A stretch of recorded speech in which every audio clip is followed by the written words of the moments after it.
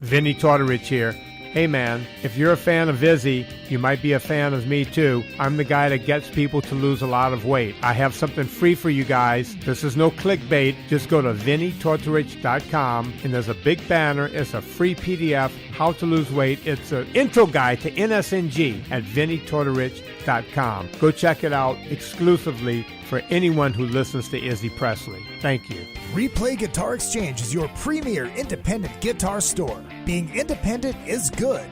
With all of the major brands, including new, vintage, and pre-owned, you can find the guitar, bass, amp, or accessory you are dreaming of. From vintage to the newest models, Replay Guitar Exchange can help you find that perfect piece. They have industry veteran expert staff, all players like you down to the owner. You aren't just getting a great guitar, you're getting the Replay difference. Find them online at replayguitar.com and find your dream guitar today. Hey ladies, Sass Pants Designs will take that rock shirt that everyone has and make it your own in a flattering, sassy, and simple way.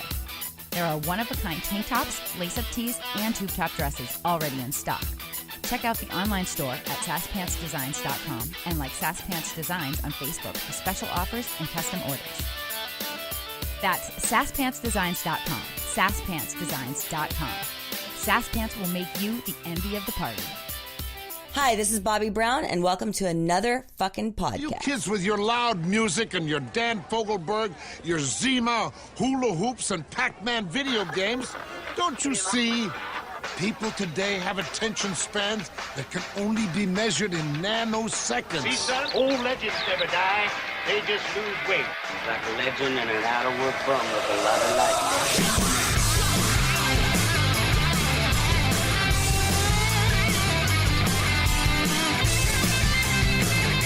Hello, you crazy dirt fucker! Party time! Yes, it is party time. Hello, Hollywood. Hello, world. And hello, my loyal minions. It is good to see you, and it's always good to be seen. My name is Izzy Presley, and welcome to another fucking podcast. Today is September 18th, 2018, and today is a very special red letter date in history. And I wanted to bring you a great interview that I did a couple years ago, year and a half ago maybe, with Robbie Rist. Yes, you know Robbie from the Sharknado movies, and he does the voice of one of the Teenage Mutant Ninja Turtles in those movies. And of course, you all know him as Cousin Oliver on the Brady Bunch. Izzy, why are you replaying this interview on the day that the Kiss solo records came out? Well, we talk a lot about Kiss because we are both Kiss geeks. And we actually break down the solo records in this interview when we give our perfect Kiss record made from solo record songs. The idea, of course, was sparked from the boys from Three Sides of the Coin talking about that. That was the homework one week a couple years ago. And I thought, you know what? Robbie would be the perfect person to do that with. So, I am bringing you that interview. It is great. It is so entertaining. If you missed this one, enjoy it. It's great. But first, make sure you do hit up all of the social media. At Real Izzy Presley, Twitter, Instagram, and Facebook. The Facebook show for the page is Another Effin' Podcast. Follow, click, like, yada, yada, yada. If you're listening on Spreaker, make sure you hit that follow button. If you're listening on iTunes, make sure you hit subscribe. And also, leave a 5-star review. Yay! That helps getting the word out there because I rely on you guys. I don't get those big fat Podcast One checks. I don't get those big fat Westwood One checks. I didn't blow anybody to get on any of those networks. I just bring you great content week in and week out. I'm kind of like the King's X of podcasting. Great content, interesting guests, but the hacks prevail. For instance, I'm not going to call them out, but somebody with a famous last name who's 11 years old has a podcast that, well, gets like 15,000 downloads a day on the first show at least. And I give you this amazing content. And I don't get that. So it's up to you guys to help out the show, share it, tell all of your friends. Because this is a goddamn good show, and I am goddamn proud of it. I'm moving in on 5 years of hard work and dedication. Because I love doing this show, and I love each and every one of you that listen each and every week. So thank you so much. Go ahead, tell your friends, you two girls, you on the motorcycle. It's ladies' night tonight here at the Palace Hotel Ballroom. So do that, and you can also donate to the show. IzzyPresley@yahoo.com is your PayPal. That is another way to help the show. I need new microphones. There's a lot of shit that I need to make this show even better. I can't afford to do that. I'd fucking drive a Lyft for a living. Well, it's a choice. You know, waiting for that big break. Don't want to take a desk job and then, have to quit because I got a fucking break. So anyways, that's how you guys can help out the show. Also, go buy merch. If you go to the website, the Facebook page, which is Another Effing Podcast or Real Izzy Presley, or even the at Contribute to Ace Frehley page, which is at Ace Tribute. Click the shop button. It'll take you to the store, the online store, where you can buy t-shirts and other great stuff. So go ahead and do all of that. Make sure you hit up John Palumbo Design for all of your design needs. You have a website, you're a band, you're a business, you need a logo designed. John Palumbo Design can help you. So hit them up. And also A&P Productions Laser Engraving Division. Love those guys over there. They make my roadie packs. I still have one available. PayPal me for, if you're in the continental United States of America, $29.99 plus $5 shipping and handling. If you're in like Canada, it's probably going to be about $30 shipping and handling. So if you want one of those, feel free to hit me up and I can send that out. Just PayPal me the $30 and $35 and we'll get that figured out and I'll sign it and yada, yada, yada. So there you go. Check all that stuff out. A&P Productions Laser Engraving Division, aplasers.com is their website. So, ladies and gentlemen, without further ado, I give you the replay of Robbie Rist on Another Effing Podcast. Check out Beater Amplification. That's BEETER. Hand-wired, 100-watt heads, pull 2 tubes, you got a 50, 2 of those tubes have been pulled. 3 channels of gloriousness, and I am proud to be their very first sponsored artist. Robbie just plugged into it. They're pretty rad. Dude, it fucking sounds killer, doesn't it? Yeah. I fucking love that thing. Love it. Weighs a motherfucker. But most good heads do. When are they going to invent like Pro Audio Light? Something that just sounds like, except it weighs 2 pounds. Well, I look at a good Les Paul. Yeah. Is a good Les Paul light? No. I was in a band where I played a Les Paul, and we were doing 4 sets a night. Oh, shit. Seriously, with one shoulder, I could lift a Volkswagen. Oh, my God. I was at Guitar Center in Hollywood here in the Vintage Room. And I think Kareem Abdul-Jabbar was working. You seen that guy in there? It looks like Kareem Abdul-Jabbar, except he's a complete fucking douche. And I used to have a 77 Standard. That was my first Les Paul. $500 I paid for it. I sold it for $500 in the 90s. Well, you can get one for $500, right? And I picked that thing up, and I forgot how heavy those things fucking were. Oh, there, it's unbelievable. Shit. Yeah. Yeah, so yeah, check all that good shit out. I do have merch available, t-shirts, and there's a coffee mug for the show. You can get that. Yeah. Teespring, just put in Izzy Presley Productions, and you will find I'll that. wear a goddamn shirt. I'll just have you know. When I get shirts, I will give you one. Right. It's Teespring. It's I get it. Yeah, you know how it goes. But I need to order a bunch, and maybe I'll just have somebody make me a bunch. It'll be cheaper. Yes, there you indeed. go. You can get second things that are called seconds in t-shirts and stuff, which are like ones that weren't put together especially well, and like largely the mistakes are not massive. They're barely noticeable, and you can get them so cheap and just put your stuff on that. I did not know that. Dude, media on a budget. We're not rich men. No, we are not.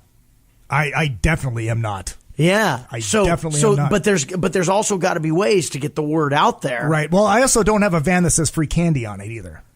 Mine doesn't say free candy. It just implies free candy. Just implies free candy. Yes, it does. I cracked up when I saw that. I'm assuming that's not your main vehicle. Yeah. Is it? Yeah. Really? Yeah. Wow. And right now I have a drum set in the back. Oh, very well. Usually I never carry anything in my van ever. Oh, okay. just so we all know that. Just so we all know. I just drive around in the van. That's what I do. There's never any gear in my van. You got it. Picture this. It is a white van with no windows that you would expect. It's a GMC Savannah. GMC. No. I feel like I could open the back door and go, "Oh, are you a size 14?" Yo, totally. You want to tell the story you just told me? Because this is glorious. So I was driving by Valley College, and a policeman pulls me over. And I go, "I'm sorry, officer. What did I do wrong? I don't think I'd done anything." And he kind of peeks in my open window and into the back of the van, and he goes, "Yeah, I thought your brake light was out, but it's actually." And he goes back to me and he goes, "Yeah, actually, but you don't." And I'm like, "Really? That was your rationale for pulling me over?" And you didn't have like a... And I didn't want to push it. You know what I mean? He'd be like, "You want to be a smart guy? I mean, we can go down to the courthouse and talk about it." I'd be like, whoa, whoa. And you didn't, you weren't sporting like a creepy fucking porn stash or anything. Well, I did have remarkably long hair.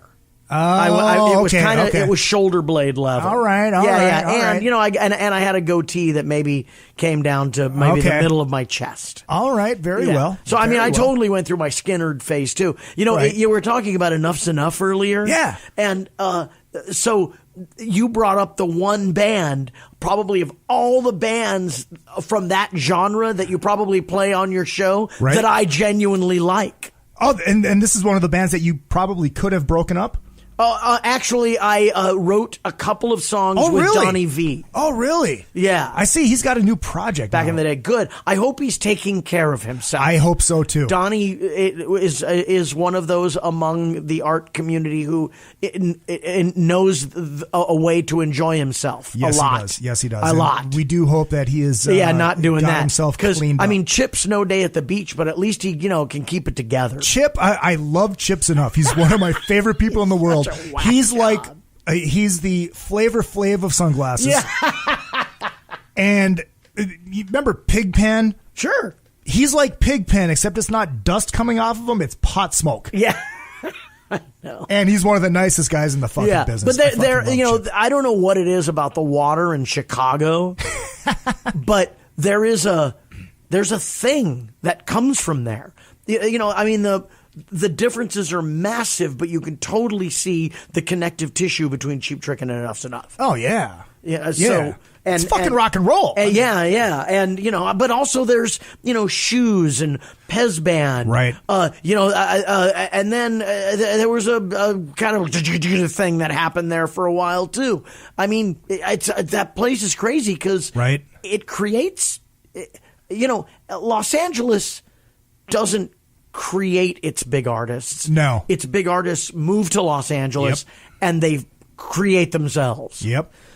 That's not true in Chicago. It's something about I think it's the same thing with Seattle too. It's like you're under all these elements and it's not sunshine every day and it's not let's go to the Sunset Strip and party every day. It's real hardworking. Right, and living in places where it's cloudy a lot. So what are you going to do? You go down in the basement and make a shit ton of noise. Right, exactly. Yeah, no, I think that's why, Meshuggah exists because they come from a place where the sun is never in the sky. Right. And it's like rainy and like, just play that double kick. That's kind of Wait. I didn't give you your proper introduction that I still have written down from when you did Lucky Strike. Oh, yeah, okay. Yes, I still have it. This is great. All right. He's a multi-hyphenate entertainment juggernaut. He has a 40-year career that spans television, movies, radio, and music. He's been a show-killing cousin, a turtle, and a blue dragon. In a very tiny circle, he's known as a mad genius. Oh, shit, I didn't get the whole thing down. And he's kind of a douche. And he wrote it himself. Ladies and gentlemen, Robbie Rist, everybody. Yay! I come with my own fanfare music. Yeah, but sometimes you need it. Yeah. Sometimes you really... Oh, God, we got people in the chat room already. Kyle Kruger, Chicago. Don't forget Off-Broadway. Off-Broadway, right. Another one. There's just something crazy down there. Yeah. I The don't know what shoes, it is. man. Zion. Kyle Kruger's been on this show. He has that movie, that Here I Go Again. Are you familiar with that? No. What is it? It's a documentary that he and his buddy did together. They had a band in the 80s in Tampa, and the name of it escapes me. Kyle, please chime in, because I'm fucking an idiot and I'm an airhead and I drink too much. So they decided that, you know what, let's do it again. But they documented everything as they put it back together. And they have interviews with like just all these guys from our 80s era. Ron Keel ended up producing like the music on it, and he's in there. It's really, I mean, it's like the Anvil story almost. Except yeah, sure. They're not as famous as Anvil. It's cool. It's very, very great. All of those, really, in general, to be in a band is everybody's Rocky. Yeah. You know what I mean? Everybody is just starting from nothing. Yep. Nobody knows who you are, and nobody cares. Not only does nobody care, but they're kind of antagonistic toward you just for fucking doing it. Right. Absolutely. And then for some reason at that point, this is going to dovetail what I'm about to tell you, okay? Did you ever see the article about the guys in Germany? A guy put an ad in saying, "I want to be eaten," and some other guy answered the ad. No. And did it. Okay? So holy shit. And I believe he documented it. Oh my God. Yeah. So here's the thing, though. At any given time, in that process where all of that happened, somebody could have gone, "Are we sure we're doing the right thing here?" Right. Okay. Same thing with being in a band. You're like, everybody hates us. Yeah. It's like being Poison. Mm-hmm. Yeah. And I like band, Poison. the big hair band that none of the other big hair bands liked. Right. They were like, fuck those Yeah, dudes. but and the sad thing is... And what did they do? They wrote Every Rose Has a Thorn and just went, nah. Yeah, and they just had a very successful arena tour with Def Leppard and Tesla. Oh, yeah, And sure. was And awesome. you know what? CeCe DeVille is an American treasure. I'm not totally serious with that. I agree. He is exactly what that sort of music needs. His scope of what he's stealing from is somewhat slightly off center than what most of the other bands do. And we all steal. I'm not saying like anybody more than anybody else. Right. But his influence is his thing is just slightly off kilter from a lot of what else goes on out there. And because of that, you just go, "Oh my God, that's him." Right. You hear it. It's Ace Frehley. Come on, man. Yeah. You hear that and any of those guitar solos, and it doesn't matter what the song is. You'll just go, "It's Frehley's Comet," which I think I've heard maybe 2 songs. You still go, "It sounds like him, all right." It's fucking Ace. Well, and the thing that I love about CeCe too is he's such a character. Yeah. Oh, yeah. And now it's not put on. No. He's that way. Yeah, he really is. And I'll say this too. I mean, I saw Poison back in the day when CeCe was heavy into his drinking and whatever else he did. Mm-hmm. And when it was time for the CeCe solo, it's like, I gotta go get a beer. And now that CeCe is sober, he's unbelievable. Oh my God, he's gotten really great. And Samantha 7, that record's rad. I don't know if you've heard it. I have not heard it. And I'm friends with the bass player. By all means, if anybody is in the sound of our voices now, it's gonna be closer to Enough's Enough than anything else. But it is one of the great, rocking pop records I've ever heard. And it's hilarious. Yeah. And his ballad on it is it's sort of the musical equivalent of a basset hound. It just kind of looks at you going, and swear to God, just if you listen to it, you'll know what I'm talking about. I can't wait to hear it. Samantha Seven, I was just like, yeah, he's like, it makes me want to just like, wish Vince Neil would have some sort of accident so Cece could become the lead singer. Well, if Vince keeps... Yeah, what did they get? That Karabi guy? Dude. What are you... Yeah, but Come on. look. They wanted to be a serious rock band all of a sudden. Fuck off. Look. You. I know they. I get it, but I'm going to say this. I love that record. I think it's a great record. I really do. And there's they begin to sound like all of the other bands in the landscape. I think. I mean, it was always That's the problem. They're like, we need a dude who's kind of a shredder guy. You know what I mean? And it's like, no, you don't. You need someone terrible. Right. That's because to me, the thing is, you always want to have a foot in the garage. You always want to suck a little bit. Right. And Ace Frehley. Exactly. Back to it. He sucks just a little bit. It's like White Castle. It sucks so bad that it's awesome. Yeah, but it is. I mean, the Ramones, I don't know. Yeah. Come on. Jimmy Page is one of the most slop-tastic live guitar players Absolutely. in the history of people who ever did it. Yeah. God damn it. Sorry. I'm sorry. Oh, Kyle. The name of the band was Tricks with 2 X's. Tricks! Yes. Yeah. He also says, best record by guys not named Vince. And no dissing Karabi. He's good people. Of course he is. No, I'm not saying Karabi. him as a person. No. And Karabi's amazing. And I think at that time, he is. He really is. You know what I've noticed is dudes that have been around a really long time who have nothing to prove anymore, they're the ones who tend to be the coolest because they're like, you know what I mean? Like, is somebody going to go to Lemmy and go, you fucking suck, dude? Yeah, no. And if they do, not. He'll just go, probably. Right? Yeah.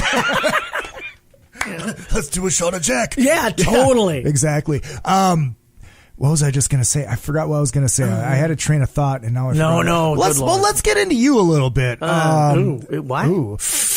Stop that. Put that thing away. You want to keep that monkey on a chain. That's what she said. I don't know how the fuck that worked, but it comes out of me. That's what it just comes out of me. It doesn't matter what it is. That's what she said.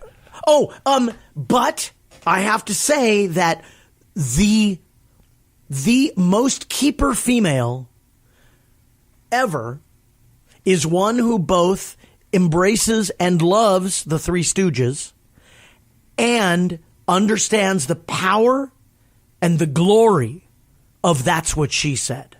This is true. If a woman gets that joke, she can hang. There was a gal that I fell really hard for that said That's What She Said all the time, and it was... Yeah, you just go... Like, I need to hang out with you at all times. Yeah. At all times. Yeah. And it was awesome. I mean, you're obviously most known for the Brady Bunch. Yeah, depending on who you talk to. Depending on the generation. Depending who you talk to, because I'm also known as Michelangelo from the Teenage Mutant Ninja Turtle movies. So, but your face isn't there. No, that's very true. But very true. The weird thing about the Turtle movies, though, is that they're so culturally ingrained that there is a whole legion of people out there who know the names of everybody. You know, they're like, well, the grip was Hirohito Yato. You know, you memorize the end credits. It's like Star Wars, or not Star Trek geeks. Yeah, Star Trek geeks take it to a whole nother level. Here's what's happened. The thing that used to get us beaten up in junior high school and high school, you know, people who threw dice, or, 20-sided dice, or, all of that. How about this?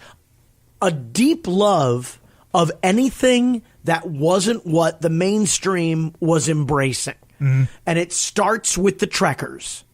Yep. And now the whole idea of fandom has gotten so big that it's fragmenting into Who people.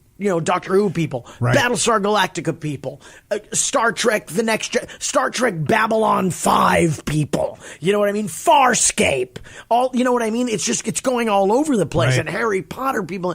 And the thing is, it's culturally okay.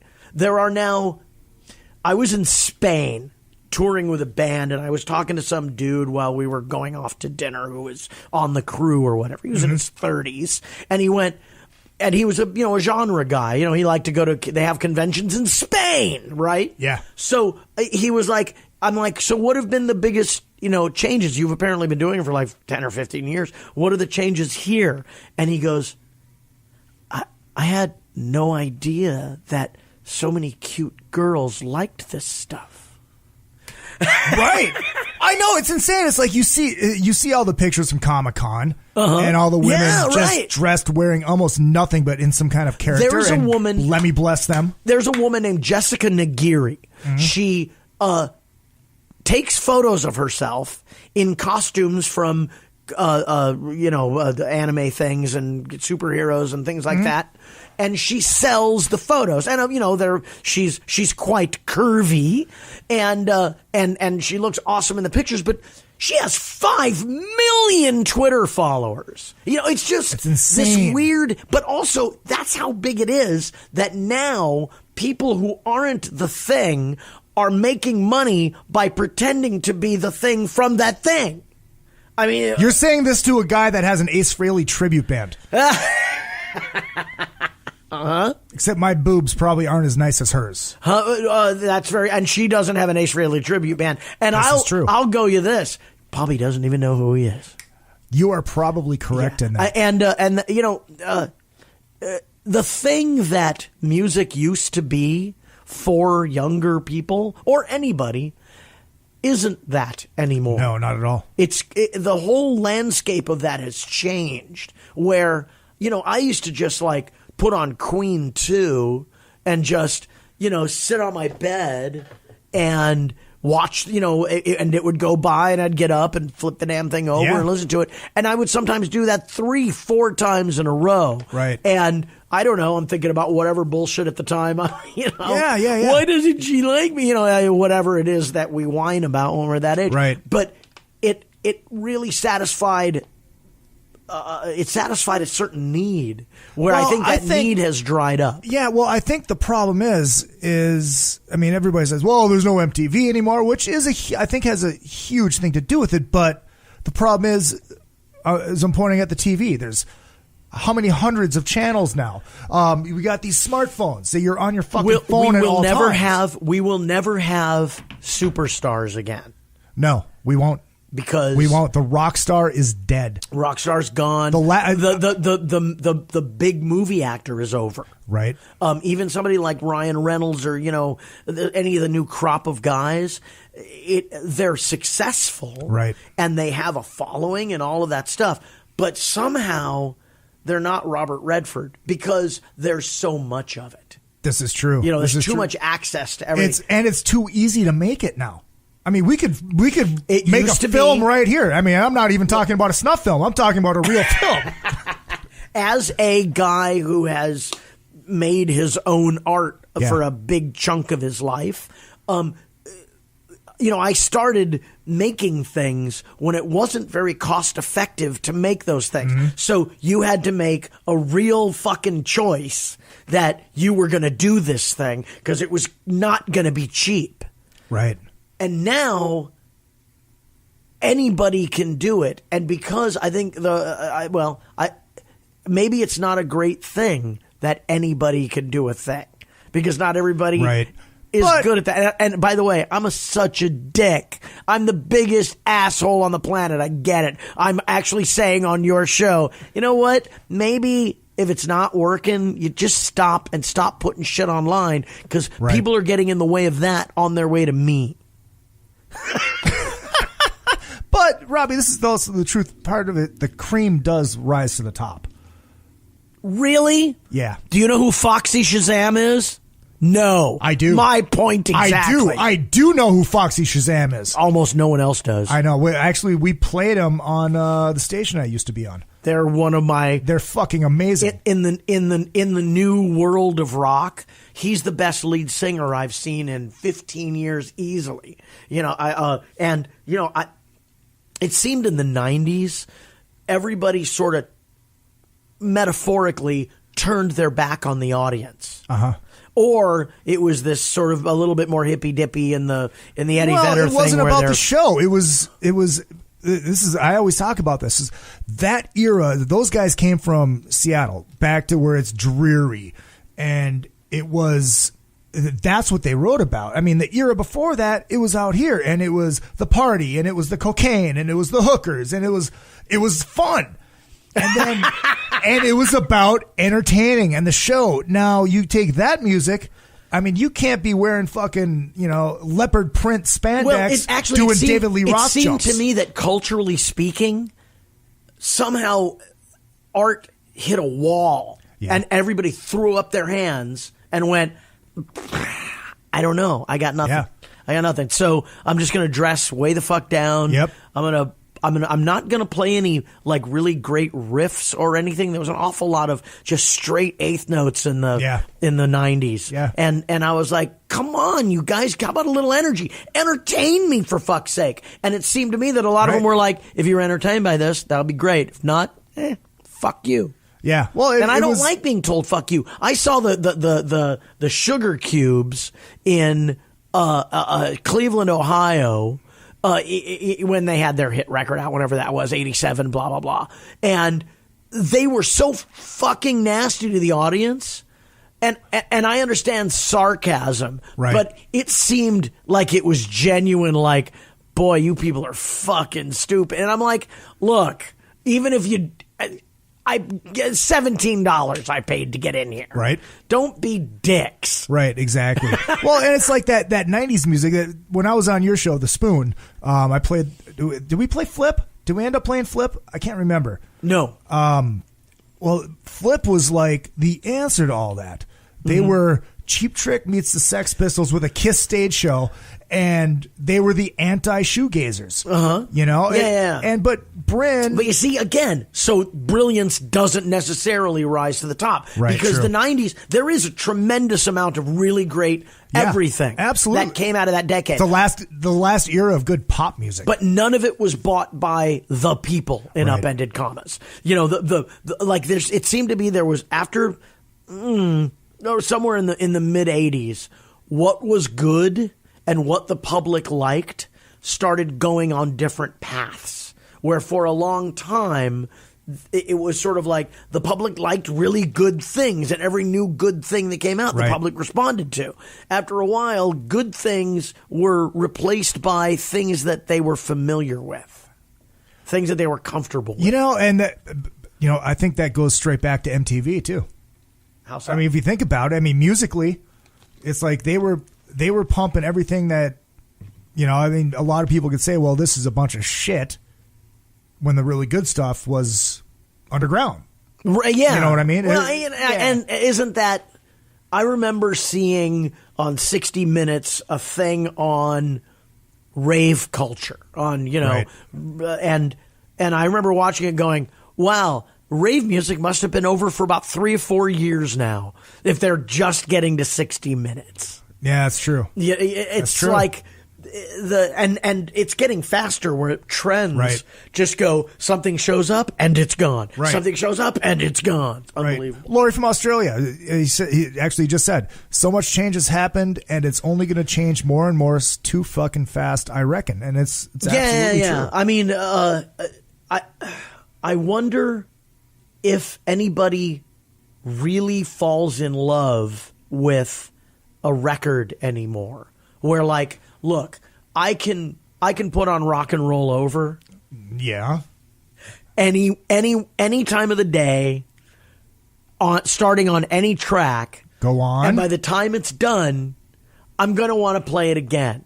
Yeah. Which is fine. Right. Awesome. Right. There's a thing that I really love. But that's been happening since I was 13. Right. So, like, this thing that I did when I was 13 is still giving me the same amount of reward, almost, maybe in a different way. Right. But it gives me a reward that I've had ever since I've been listening to it. Is that possible anymore?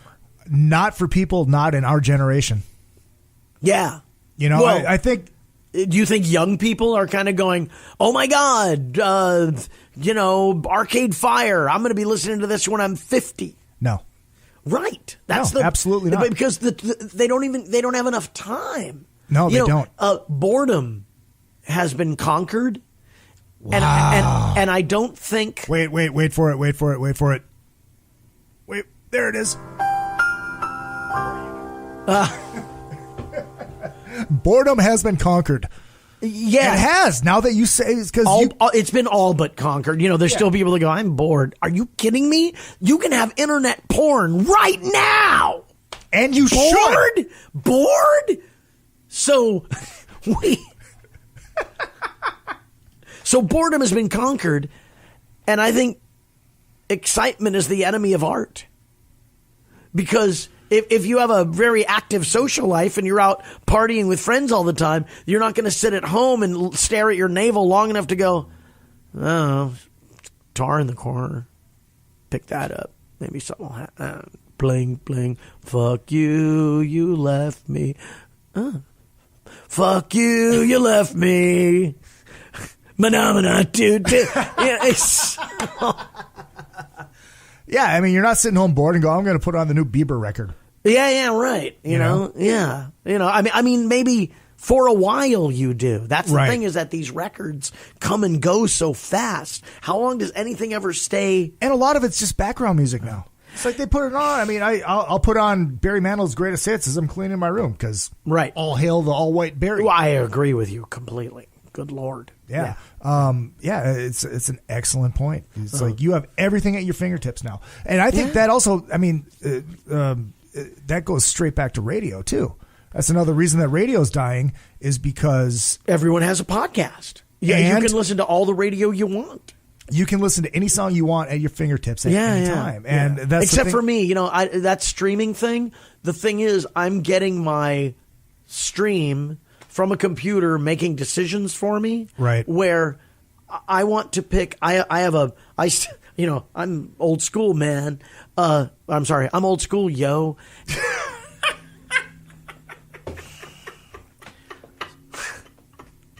So I have an iPod that's like, 64 gigs or 32 gigs or something. And everything on there I have chosen, and I'm doing it so I can listen to it. Yeah, absolutely. So, I got, everything on there. I got Sun Ra, and I have Pantera. So, and I mean, back to the point about radio, too. It's like the only way radio can survive is if you bring entertainment. And that's not going to happen because radio is all bought up, and they want to pay jocks $10 an hour to do liners. Yeah, it's that's why radio's fucked. Along with music, radio disappeared as an industry. Now it's only people with shit tons of money, right? Sort of trading these large things. Well, I think that's why XM is so successful. I mean, I think that's why there's the guitar player from the Knack has a 60s soft pop podcast show, right? Where you will, if that's your thing, or if you're looking for something different or whatever it is, it can be found there. You don't have to go. And there's not even, is there even a top 40 anymore? Unfortunately, there is, but it's nothing that you would ever want to listen to. I'm a little older than you, son. Not by much. Well, maybe enough that there was a period in history where R&B records, rock records, country records, novelty records, records in other languages, instrumentals, all hit the top 40. All ended up on the same radio station. Yeah. So if Play That Funky Music White Boy comes on after Immigrant Song. Yeah. And before that, My Eyes Adored You. And then that Bobby Vinton song, My Melody of Love. Yeah. All sung in Polish. Really? A record that reached like #1 or something was in Polish in America. Right. Right. When was the last fucking time that happened? And you know what? There was a disc jockey sitting behind that microphone putting those records on. I'm going to play this right now. Oh, yeah. Oh, yes. There were no fucking consultants. Oh, don't get me started on fucking consultants. It ruined the industry. It did. When I was in radio, my boss came in and goes, consultants say you should probably be using background music. I go, fuck that. It's a crutch, and it's horrible. Yes, I hate it. I hate it. There was this. Did you ever listen to that show that was on KLOS? It was for about a year. It was like on Saturday nights, and it was all metal. And it was Stu, who was on KNAC, who was the host. Wasn't a fan of him. But, hey, at least he was playing fucking metal on Los Angeles radio, Sure. And he's doing interviews, and there's a fucking music track playing behind him. I'm like, what are you doing? No. Yeah. Well, that's there are trendy things that happen. And, the idea is to either jump on the train or patently avoid it. Just honestly, I'm not fucking doing that. One of my favorite things is I drive Lyft, and I'm usually working nights because I don't like traffic, but like Saturday nights, I'll start at... Yeah, you're not a local yet. Anyway, continue. I'll start at like 9 o'clock, and I'll go until like 9 o'clock.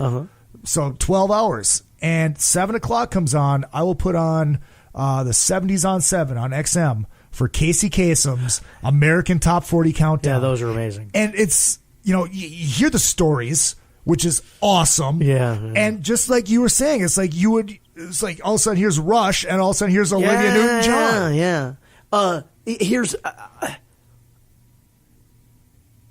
Here's what needs to be, if you ask me, here's what needs to be replaced. Radio stations are local phenomenon. Right. They're a local phenomenon. And so the more of its own personality that it develops from that neighborhood that it has, the more power it's going to have for the people listening. The listeners will become fervent in their love of the thing, because it's feeding the community, what it is. So, and it's true with it's why we like bands. We're back to the Kiss thing. They have a hell of a point of view. The Kiss has a way of looking at the world, or at least they used to. Now I just want to punch Gene Simmons all the time. All the time. A lot of people do. All the time. But he comes walking by. Hey, Gene, how you doing? No, not oh, me. Really? No. I'd be like, really, dude? First off, what is this with the eyes and the cheeks and the... You look like you're made of fucking wax, dude. Come on. Get old. It's fine. You're married to a Playboy model who at 50-something, 60 years old looks amazing. Right. Get old. It's fine. Right. Right. But people who have to be on TV, I feel sorry for them because they have to do it. I know. They have to stretch their faces out. That's like you can't. Who cares? You get can't, old. You can't look like a distinguished old man anymore. Yeah. Look at fucking Dallas Reigns. Dallas Reigns, who looks like he could be that's some inside baseball shit right there. He looks like he could be the ancient alien guy's dad.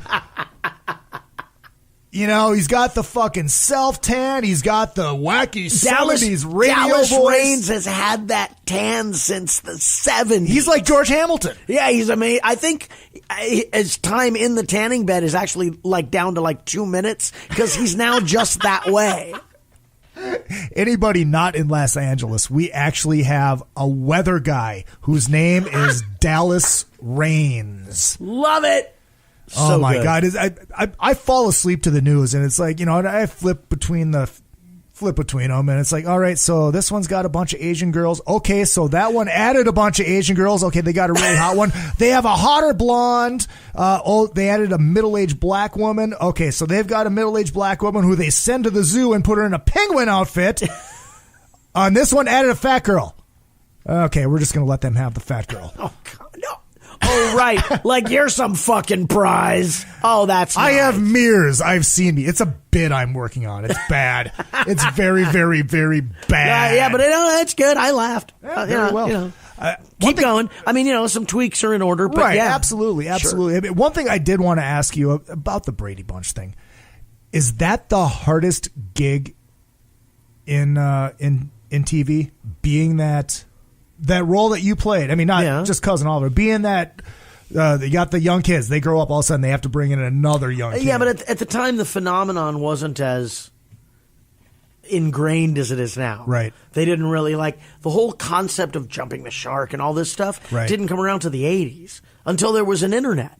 Because that's where it all kind of went crazy. Mm-hmm. But largely what happened is once the show was over, and it went out as a top 10 show. But it wasn't like, the Brady Bunch is so kitschy, that thing. Yeah. That started when it went into syndication, and it was shown 3 times a day. Right. And there were people that have seen the shows 10, 15, 20, 30 times. Hundreds of times. It's unbelievable. I did in New Jersey, I did a Brady convention.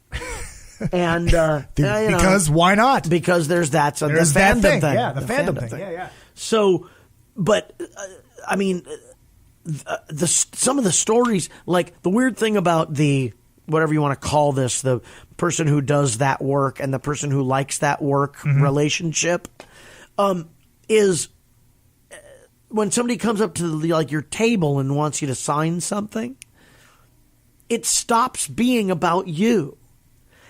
Because so many stories, so I'm sitting at the table, whatever person comes up, and as I'm signing the thing, I hear, I've always wanted to tell you this. And so at that moment, it's no longer about me. It's about them. They're getting an opportunity to kind of perform in a way. They wanted to play out this little scene that they've had in their head for all of this time. Now, why did I start talking to you about that? Why did I go down that road? I don't remember. We were talking about being the kid. Oh, yes. Yeah. So, anyway, of the stories. Yes, the stories. So, a lot of these people come up to the table and they go, I've always wanted to tell you this. And so many stories are like, every day when I got home from school, or every day before I went to school, and then I'd watch the show when I got home when I was doing my homework, and then after dinner it was on again, and I'd watch. And so, they'd go through a year period or so where they'd watched all of them. Right. And then saw them multiple times and could quote dialogue and know what people were wearing in particular. I mean, it's really amazing. But it really means that much to it. It does. It's, it's all really sincere. And it has nothing to do with me anymore. It's something I did when I was 9. Well, yeah. But it's amazing that there are people that are still touched by it that much. Just kills me. Turtle Thing, same deal. I mean, there are 30-year-old guys who are now showing that movie to their 6-year-old sons, and they couldn't fucking wait to do it. Right. They're like, when he sees this, it's going to fucking blow his mind. And the strange thing is, he'll always be right, because for some reason, if you watch that goddamn Turtle movie between the ages of 7 and 11, your entire universe just cracks open and light and turtles pour out. It's just unbelievable. There was this article, and I don't know what the fuck it was in, but it was a really cool thing. He was talking about how movies now, they're going for the kid in the adults. Yes. And how movies aren't really going for adults anymore. They're going for the kids, but they're going for the kid in the adult to relive their childhood. Mm-hmm. Mm-hmm. Mm-hmm. Yeah, I mean, well, they need to find a way first off to not make it Barney. Parents won't want to take their kid if they're going to go, oh my God, I want to kill myself. Right. It's like will this thing ever be fucking over? So they want to have at least enough stuff that will get parents to giggle about things. Right. And, nostalgia works that way. Right, exactly. I mean, I remember when the fucking first Transformers movie came out, and it's like, I'm a guy, I watched Transformers when I was a kid. Yeah. I can't wait for this. And then he fucked you. Yeah. Because it sucks. And I'm like, I wish it was the cartoon movie from the 80s. Bay, you're so disappointed. That 80s cartoon Transformers movie was awesome. Oh, yeah. Oh, that's You got the touch. That's a thing. That's a real, Yeah. I know the guy who played Grimlock. Oh, really? Yeah. That is burger. weird and wild stuff. Hey, as I know weird famous people. I don't know famous people, but I know people that if I described who they are to you, you'd go, "Holy shit!" I know that guy. We're going to get into your voiceover stuff here in a second, and in the rest of your fucking career, because you've never really stopped working. You've had you've had a long career. But I do want to, speaking of voiceover, you listeners right now, I sent you this email. I don't know if you actually used it or not.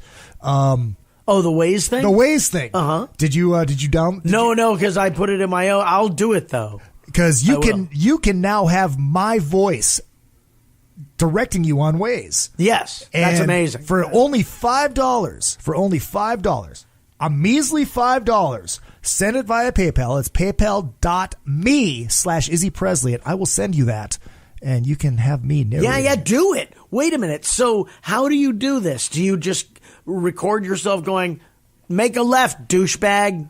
Let me show you. They show you how to do it? Dude, it's fucking easy. It's great. And one of my buddies, Luis Villegas from Heavy Mellow, they do they're flamenco, but they do metal songs. Oh, that's awesome. But there's no vocals, so it's just all flamenco. Yeah. So they're playing these really ritzy places, playing Slayer. Oh yeah. So you just go into your settings and then voice directions, and boom, it's right there. Voice direct. Oh, And it takes you right through, and you just record everything it tells you to record, and then bam, there it is, and you can share it with your friends. Oh. And I figured, why not sell it? In settings for Waze, that's where that is. Yeah. That's hilarious. I'm like, why not? I got some shit from one of my buddies for doing that. He's like, you're just begging for. I'm like, no, it's a fucking product. Fuck products. It's hilarious. I know, that too. It's like, what? How different is that from me selling T-shirts and selling... It's fucking the Gene Simmons State of Mind. Anything that should have Izzy on it should have Izzy on it. I agree with that. But don't do the surgery thing ever. No. Okay. Yeah. No. Don't be a douchebag. No. Seriously. I can't do that. Get old, get ugly. You know what I mean? Yeah, well, and fucking cranky, and just be like, just the equivalent of get off my lawn. Exactly. Here's what we're gonna do. We're gonna take a short little break. I think I have 3 spots to play for you really quick, and then we'll get back into it with Robbie Rist. We got some more listener feedback to get into as well. It's another fucking podcast. Rockwood Saloon Authentic Apparel takes rock and roll fashion to a new level with their tees and tanks for men and women. They also make custom shirts, jackets, vests, pants, hoodies, beanies, and more. The Rockwood Graphics Department can design anything from your logo, T-shirt design, promo posters, band swag, and printed at great prices. From tour shirts and custom stage gear to killer threads for the street to the stage, Rockwood Saloon has it all. Rockwood Saloon, authentic rock and roll apparel for stage and street. World tour tested for quality, comfort, style, and durability. Check them out at www.rockwoodsaloon.com. That's rockwoodsaloon.com. Retro Arcade brings Minnesota and surrounding areas arcade games from the days gone by. All of those great games from pizza joints and arcades are available in cocktail units and custom machines. Dozens of favorites from your youth in one machine to complete your game room or man cave. Retro Arcade also sells and services your favorite pinball machines. Find them at facebook.com/80arcade. That's facebook.com/80arcade. Retro Arcade. Your youth is just one click away. RockstarLeatherworks.com is your home for badass rock and roll gear. Featuring 100% handmade leather bands, watches, cuffs, bracelets, and more, Rockstar Leatherworks has something for everybody. Whether you are going to the show or you are in it, you can find something to fit your needs. Choose from a variety of designs or create your own masterpiece. Their bands and watches are second to none. They also ship internationally. Who needs a stage to be a rock star? Check out RockstarLeatherworks.com. If you need to promote your band or business, or just want to stylize, personalize, or customize your ride, check out vid-decals.com. Want to create and customize your own stickers representing your band, or make your own bumper sticker? Vid Decals can do it. All stickers are printed on quality vinyl and can be placed on any flat surface. Stickers are an affordable way to promote your band or business. Go to vid-decals.com to get started. That's vid-decals.com. vid-decals.com. All right, we are back with Robbie Rist, but before we get into Robbie again, and whoa, hey. Check out A&P Productions Laser Engraving. They can put your logo on anything that you see fit, everything mugs to guns. That's right. They can even laser engrave on your sidearm if you please. Go to A&P Laser on Facebook. or squareup.com/store/OzToys. That's OZ Toys to connect, and you can even buy the Another Fucking Podcast Roadie Pack. We have a flask, dun-dun, a Zippo, bottle openers, and dog tags for a measly $29.99. And it doesn't break when it tips over. It doesn't break it's when durable. it tips over, no. And we got these fucking bottle openers. That's amazing. For only $29.99, go to A&P Productions. You, sir, are doing this right. Why not, man? Yeah. Fucking gotta do it, baby. A&P Laser on Facebook or squareup.com/store/OzToys on the web. That's A&P Laser Engraving. Robbie Rist. Let's, should we take a little tootie? Yeah. Cheers, motherfucker. Indeed. We're not, oh, Jesus. Really? All right, fine. Oh, the sweet depression juice. Oh, all right. Listener feedback. Scotty. Oh, my Lord. Isn't that glorious? Yeah. Scotty. In a really weird owl kind of way. Scotty from Canada. I have the same feeling with Whitesnake. You mentioned about time. Remember when the bands toured for a year or even longer? Now it's pump it out as fast as you can and it gets diluted. Yeah. Well, it's so fast, and it's like, you know, it's serving its purpose. I'll even equate it to even the story, like, for instance, the Scotty Hill interview from last week for Skid Row, saying the doors closed for Randy Sebastian Bach reunion, yada yada yada. It's all over Blabbermouth. It's all over Livewire, UltimateRockGuitar.com, Sleaze Rocks, Metal Sludge, Eddie Trunk. It's all over, and it's going to be gone in a week. Sure. Oh, when I produce bands, my strategy for them, whether they listen to me or not, is release a series of singles, and then at the end of those singles, release a vinyl record that has all of the singles plus 2 other songs. And here's why. You put out 10 songs. You have now a week to promote it. Tops. Right. Probably 5 days to get it out to as many people as possible and hope somebody writes or talks about it in some way or whatever. So by putting out a single every 6 weeks or so, you keep putting out product, right? That it keeps, because how do you keep eyes on your thing anymore? That's a brilliant, because I've got I have a song that I think I sent it to you, that 700 Miles to Memphis. Yeah. The drums just got done today. Rich Redmond from Jason Aldean's band laid down the drums for me. And, once we get it recorded, it was like, all right, well, I'll put it out. Maybe I'll sell enough where I can, do a record. Yeah. But I like that idea better. Just keep putting singles out, and at the end of it, drop a fucking record. Why is it that we can't get rid of the Kardashians? The reason we can't get rid of them, because their ass is so big you can't move it, is because they're always doing something that, they keep getting their name out into the public, and people just get used to the fact that they hear that name. Gene Simmons all over again, man. Right. It's all the same shit. Apparently, the mics were hot when we went to commercial, so that's awesome. Well, what'd I say? I have no idea. Anything good? Probably not. All I don't right, know. no, I'm just kidding. What else we got? Got my A&P order in. All right, so we got a roadie pack going to Canada. Oh, yeah. Hauser. I love it. Very first one. I got to have you sign one of the Jack Daniels. By the way, don't say the very first one. No, I'm proud of that. Like 3,000. That's like our 3,000th one. You got to make it sound like Gene Simmons. I want him. Gene fucking Simmons. I want him to feel proud that he bought the very first one. Okay. When I sold the very first Drunken Summit. But everyone after this.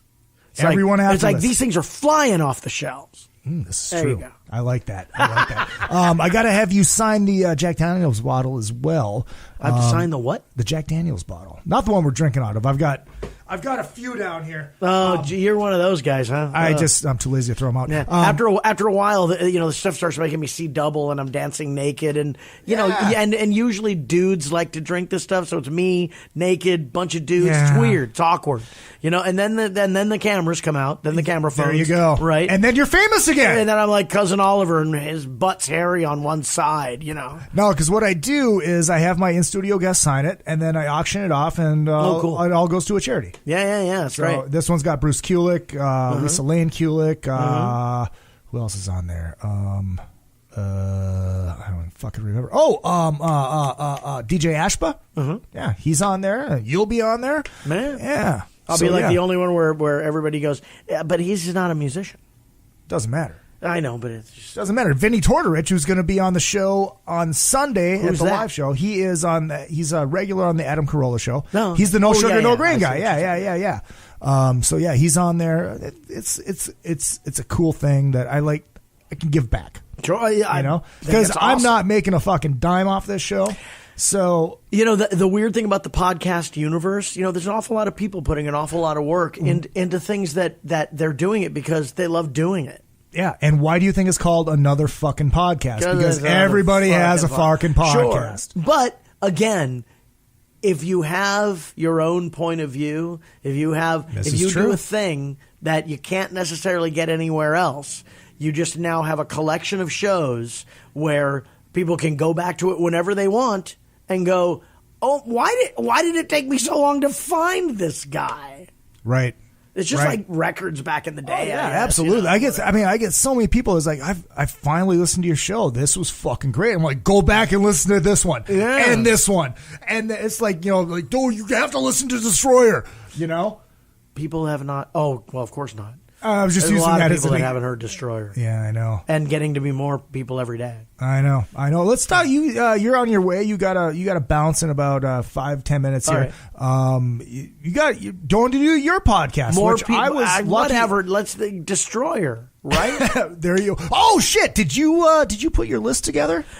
Yes, but I have to look at it all up there. Okay. Here's what I know is that You Matter to Me had to be on that record. All right. Oh, wait. So should we describe what we're talking about? Yeah. So they did this thing on Three Sides of the Coin where they had the listeners. This is a very successful podcast, by the way.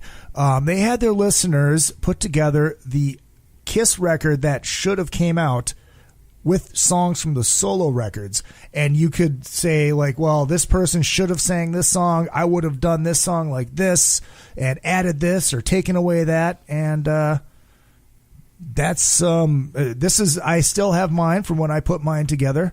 By the way, here's also why I'm angry at Gene Simmons, because the real truth of the matter is that, like a lot of guys in big hair world, he is a power pop guy to his very core. He really is. And he will not admit it, and it's all over his solo record. His solo record is like an international pop overthrow festival in one song. But I you still don't know what love I'm talking about, but do I you? still love it. I do know what you're talking about, but I still love it. Hold on a second here. Kiss solo record. You want me to go through mine as you're looking? Yeah. All tell right. me. So side one starts out with "It's All Right" from the Paul Stanley solo record. It's all right if you want me, okay. "Rip It Out," "Living in Sin" from the Gene Simmons record. "Move On," "Speeding Back to My Baby" with Paul singing it. Wait a minute, where's the Peter? It's coming. It's coming. It's on side two. Peter? You know, if I had $1 for every time a woman told me that. And I would finish side one out with "Wouldn't You Like to Know Me." Not a single fucking Peter song. You are You're a fucking dick. On side two. It's on side two. Peter only gets one song per record usually anyways. Sorry. Side two, "Tonight You Belong to Me," "Burning Up with Fever." Easy thing, but I would rock it up and make it more of a power ballad. Yeah. I don't know. Snowblind, New you York like that Groove big Speed. snare drum, you know? Yeah, I know. Then Snowblind and New York Groove to close it out.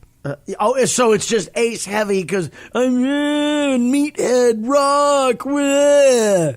That's totally what that is. That's a meathead rock version of the Kiss record made of solo songs. You son of a bitch. All right, hold on a second. I can't spell discographies on my phone. Oh, Scotty says, "When I get it, there will be posts all over the place." I love it. What? The Roadie Pack. Oh, there you go. I thought the Kiss record I'm about to give him. All right. Kiss discography. All right, so, God. Studio albums, 78 solo albums. All right. There you go. I'm excited. I can't wait to hear this. Where's the top? That is also doesn't what show me the discography of it, though. That's not cool. You just keep talking. All right. Like Kiss, album discography. He's looking up his thing. What did I forget to pimp anything? Oh, yeah, send me money. I said that. Yeah. I said that. PayPal.me All right. / So, from Izzy Presley. We'll just get into this right now. All right, so there's Ace Frehley. All right, okay. Album information. Okay. New York Groove, of course. Because we know it's already a hit. Right. So that's kicking it off. Huh? That's kicking off the record? Let's say for now. Yeah. I say for now. No. Right. Wouldn't You Like to Know Me? First song. There you go. Okay. You did a very cool cover of that, by the way. I just didn't be a guitar. I know, but it was awesome. Because I started out going, I know that these people in the audience. Some of you like a drink, fucking orange juice. Nothing beats the Animalized Live Love Gun. Oh, God, you're killing me. My soul just died. I saw the 78 tour. Really? Yeah. Oh, that's right. You were telling me that. It was so rad. It really was. Cheap Trick opened, and of course they did. And I am now, I don't know, the band I have stolen most from in my, we'll call it a career, is Cheap Trick. But at the time, I was like, that guitar player creeps me out. I don't know if I dig that dude. Yeah. And then Kiss, and it was the platforms that rise up, and the cat back drum thing. Yeah, it just was like all of that stuff. The fucking gatefold. Yeah, fucking too. That yeah. thing.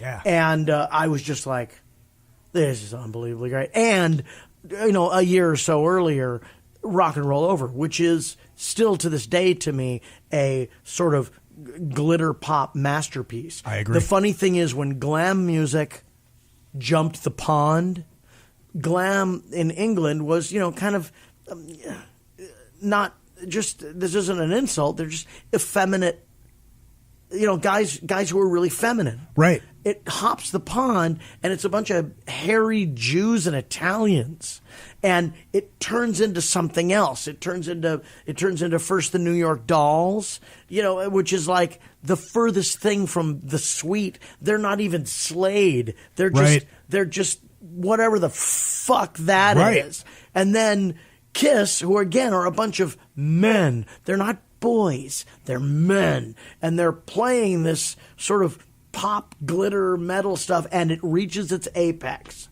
with Rock and Roll Over, which is just, I don't know, maybe a perfect rock record, because you can go every song and just go, I'm in. Yeah. It's Toys in the Attic. It's News of the World. It's, I don't know. Again, the discussion that we're having, do they have that discussion about Hot Heat? I don't think so. Yeah. Maybe there are, but it's a very, very small group of people, where there was a period in history where the discussion about, the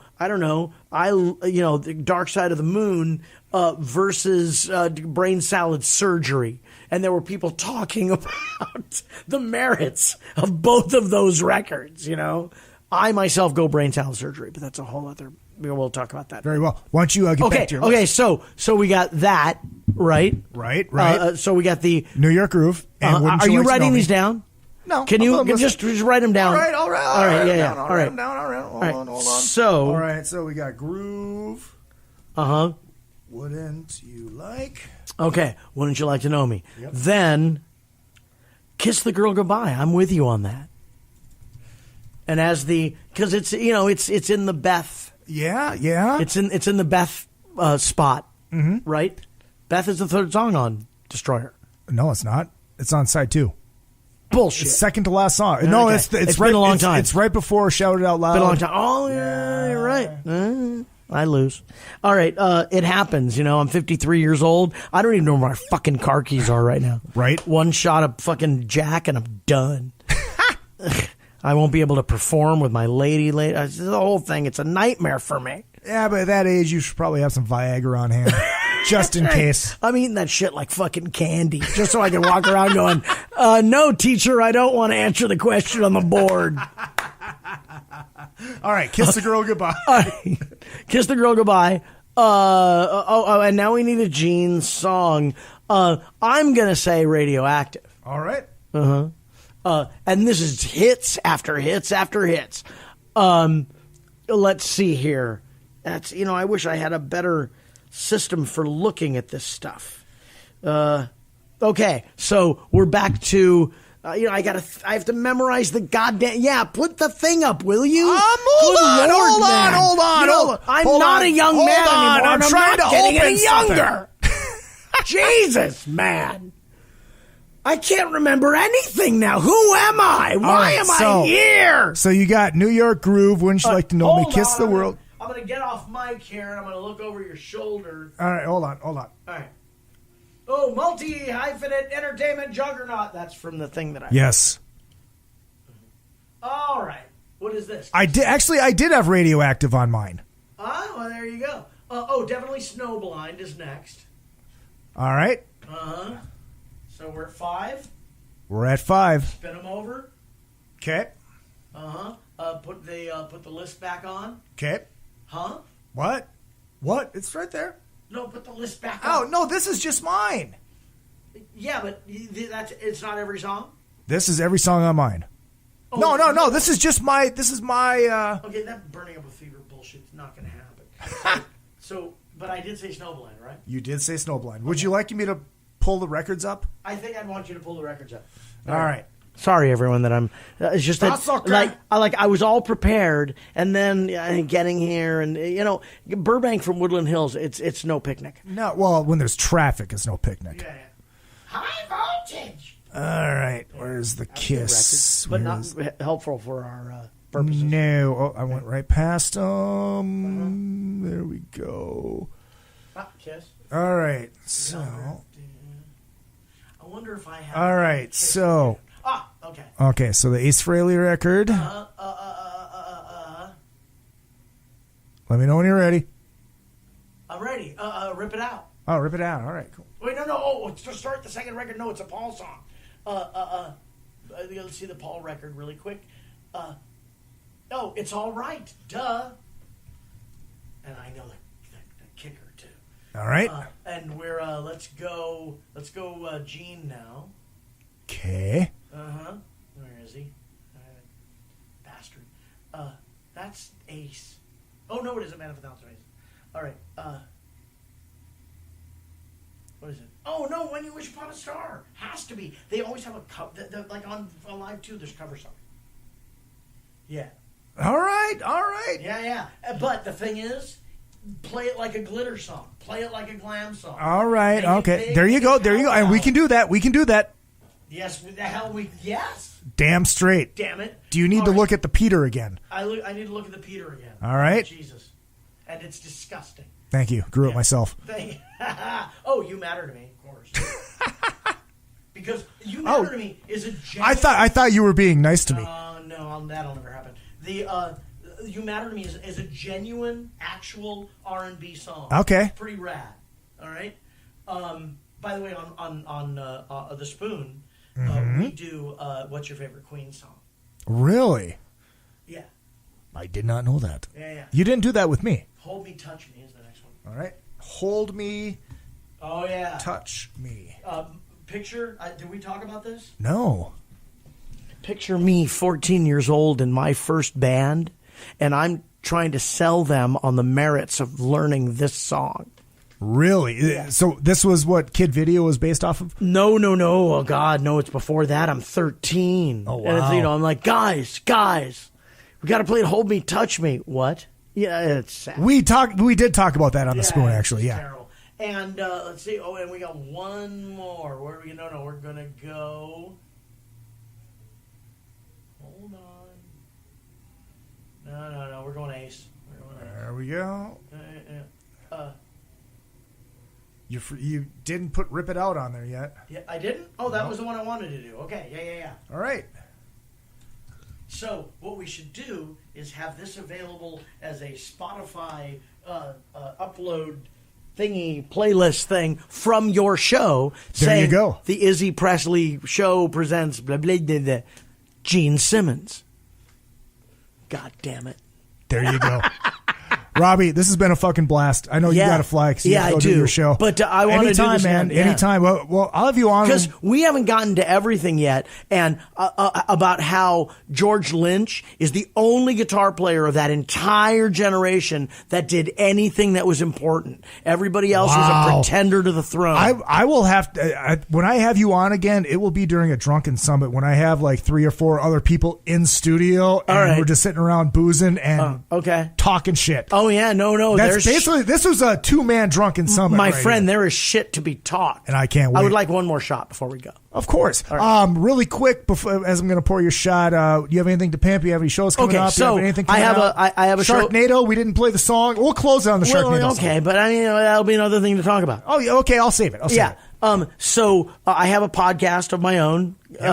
Called Another Fucking Pod. No, it isn't. Hey, there you go. I have it's called The Spoon. We are on www.tmvcafe.com. Hold on, I have to tell good Amy goodbye. I don't know who that is. Hold on. There we go. Sorry about that. I'm very professional. So, The Spoon, TMV Cafe, tmvcafe.com.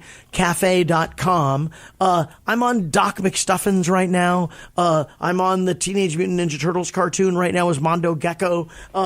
I did 5 songs for the last Sharknado movie. Yes, you did. There's I don't know. I just do shit. Whatever. If you want to find me, I'm social media. You type in my name. I'm sure you'll find something.